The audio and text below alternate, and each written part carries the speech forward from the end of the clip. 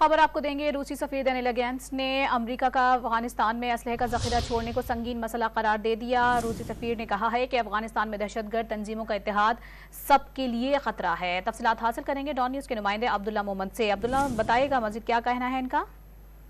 बिल्कुल, रूसी सफीर डेनियल ने आज डॉन न्यूज में गुफ्तगू में मौक़िफ़ अपनाया कि अमेरिका का अफगानिस्तान में असलहे का जखीरा छोड़ना एक संगीन मसला है। और रूसी सफीर ने कहा, ताहम वाशिंगटन ने इसकी तरदीद की है कि असला हमने नहीं छोड़ा।